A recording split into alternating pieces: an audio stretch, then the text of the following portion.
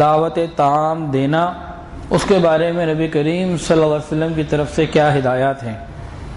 سب سے پہلی تو بات ہے، اگر کوئی دعوت دے تو قبول کرنا، یہ سنت ہے۔ حضرت انس بن مالک رضی اللہ عنہ روایت فرماتے ہیں کہ نبی علیہ السلام کی دعوت ایک درزی نے کی اور آپ کو کھانے کے لیے گھر بلایا۔ نبی علیہ السلام نے دعوت کو قبول کیا، اور چنانچہ حضرت انس رضی اللہ عنہ فرماتے ہیں کہ میں بھی آپ کے ساتھ گیا۔ یہاں سے کیا ملا؟ اگر کوئی عام آدمی بھی دعوت کرے تو دعوت قبول کرنا سنت ہے، اور یہ متواضعین کی علامت ہے۔ امیر کی قبول کرنا اور غریب کی رد کر دینا یہ تکبر کی علامت ہے، اس کو پسند نہیں کیا گیا۔ اسی طرح نبی علیہ السلام کا ایک قول ہے، آپ نے فرمایا اگر کوئی بکری کے پائے کی بھی دعوت کرے تو میں قبول کر لوں گا۔ یعنی اگر خلوص اور محبت کی بنیاد پر کوئی معمولی سے معمولی چیز کے لیے بھی مجھے بلائے نا کھلانے کو تو میں چلا جاؤں گا۔ آج کے زمانے میں، آج کی ہماری ٹرم میں اس کو ہم کہیں گے، اگر کوئی دال روٹی کے لیے بھی بلائے نا تو ہم دال روٹی کھانے بھی چلے جائیں گے۔ ہم باربیکیو، چائنیز اور نہاری کے انتظار میں نہیں بیٹھیں گے، جو بلائے گا محبت کے ساتھ تو جائیں گے۔ تو اگر کوئی انسان یہ معیار بنا لے کہ جہاں بلایا جا رہا ہے وہاں کھانا عمدہ ہے تو جاؤں گا، کھانا عمدہ نہیں تو نہیں جاؤں گا، تو وہ جان لے کہ یہ تکبرانہ علامت ہے اور رسول اللہ صلی اللہ علیہ وسلم کے عمل کے بھی خلاف ہے اور آپ کے حکم کے بھی خلاف ہے۔ ایک حدیث کے اندر آتا ہے، نبی علیہ السلام نے فرمایا غلاموں کو آزاد کرو، دعوت دینے والے کی دعوت کو قبول کرو اور بیماروں کی مزاج پرسی کرو۔ اور ایک حدیث کے اندر آتا ہے جب دعوت کی جائے تو اسے قبول کرو۔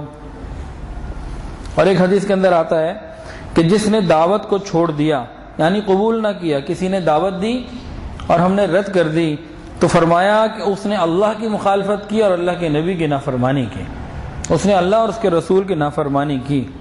لیکن یہاں ایک سمجھنے والی بات ہے کہ دعوت سے مراد ہر دعوت نہیں، بلکہ وہ دعوت ہے جو سنت کے طریقے کے اوپر ہو، جو محض دین کی بنیاد پر ہو، محبت کے لیے ہو، اللہ کی رضا کے لیے ہو۔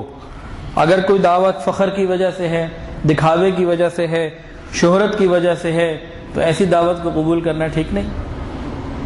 اس طرح بعض دعوتیں لوگ اس طرح سے کر دیتے ہیں کہ اگر میں نے نہ بلایا نا تو میرے لیے باعث شرم ہوگا۔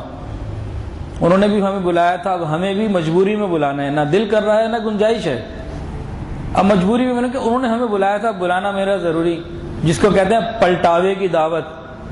یہ پلٹاوے کی دعوت جو ہے یہ جائز نہیں ہوگی پھر اس طرح سے۔ ہاں اللہ کی رضا مقصود ہو تو بات کچھ اور، کوئی نیت بدل گئی تو حکم بدل جائے گا، کہ بدلے کی دعوت، پلٹاوے کی دعوت، یہ باتیں نہ ہوں۔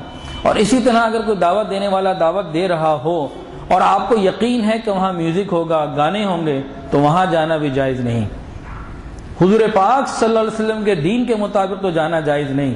اب ہم گنجائشیں نکالتے پھریں تو قیامت کے دن نبی علیہ السلام کا سامنا تو ہوگا۔ تو جہاں میوزک ہو وہاں جانا جائز نہیں، جہاں گانا ہو وہاں جانا جائز نہیں۔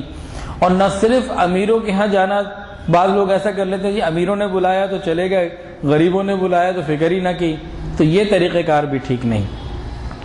نسبت کو دیکھا جائے کہ نسبت کیا ہے۔ آقا صلی اللہ علیہ وسلم دعوت کو قبول فرماتے تھے، وہ دعوت کیا ہوتی تھی؟ دین کی نسبت سے ہوتی تھی۔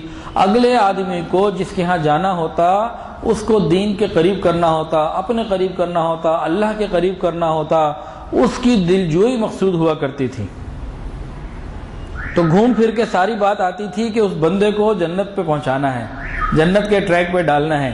تو بس اس چیز کو سمجھیں اور اس انداز سے ہم دعوتوں کو کریں اور قبول کریں۔